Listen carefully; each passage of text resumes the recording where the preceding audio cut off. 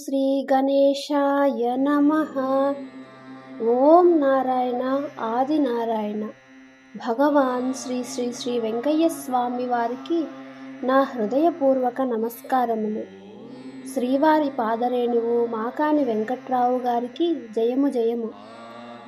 భగవద్భక్తులందరికీ నా నమస్కారములు. పారాయణ గ్రంథం గురుదేవులు భగవాన్ శ్రీ శ్రీ శ్రీ వెంకయ్య స్వామి వారి గీతామృతము.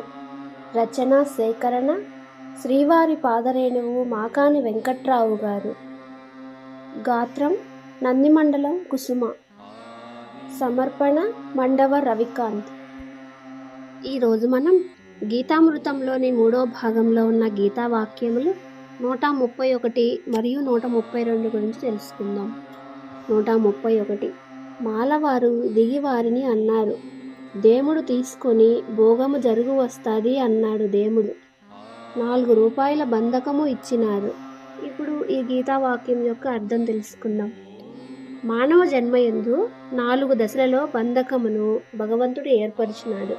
అవేంటంటే 1 బాల్యము, 2 యవ్వనము, 3 వార్ధక్యము, 4 యోగము అనే ఈ 4 దశలయందు మానవుడు భగవంతుని గురించి, అతని యొక్క భోగ భాగ్యములను గురించి ఎల్లప్పుడూ తెలుసుకోవడానికి సాధన చెయ్యాలి.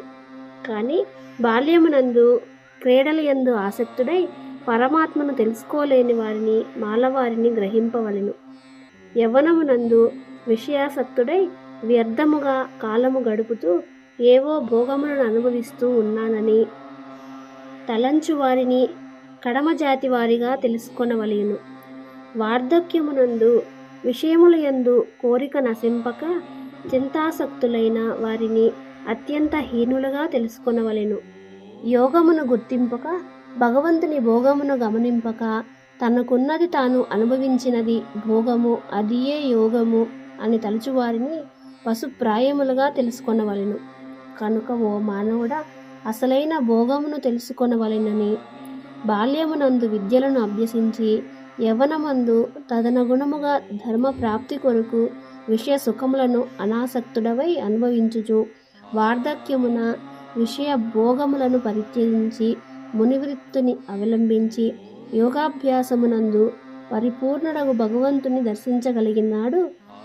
అప్పుడు భగవంతుడు నీకిచ్చిన ఈ జన్మకు సంబంధించిన బంధకమునకు నీవు సరి అయిన వాడవు అవుతావు. లేనిచో నీ జన్మ నిష్ప్రయోజనమే. 132. వెంకయ్యని పంచిపెట్టినారు, సంపన్నత్వము సద్గురుణముగా చెప్పినారు. ఈ వాక్యం యొక్క అర్థం, ఈ లోకంలో మీరందరూ ఈ వెంకయ్యను ఏదో సంపన్నత్వము గలవాడని, ఏదో సద్గురువు అని ఆ నోట పలుకుతూ నన్ను అందరికీ సంపదలనిచ్చువానిగా, దుఃఖములను పోగొట్టువానిగా, ఒక గొప్ప గురువుగా ప్రచారము చేసి పంచిపెట్టినారు. ఇదంతా అక్షర సత్యమే. ఈ వాక్యముల యొక్క అర్థం ఇంతటితో పూర్తయింది. తరువాయి భాగంలో మనం గీతా వాక్యములు 133 నుండి 137 వరకు చెప్పుకుందాం. ఓం నారాయణ ఆది నారాయణ. శ్రీవారి పాదరేణువు మాకాని వెంకట్రావు గారికి జయము జయము. రాజాదిరాజ యోగిరాజ పరబ్రహ్మ శ్రీ సచ్చిదానంద సద్గురు శ్రీ వెంకయ్య స్వామి మహారాజుకి జై. ఇంత చక్కని గీతామృతమును మనకు అందించిన శ్రీ వెంకయ్య స్వామి వారికి, శ్రీ మాకాని వెంకట్రావు గారికి శతసహస్ర కోటి నమస్కారములు.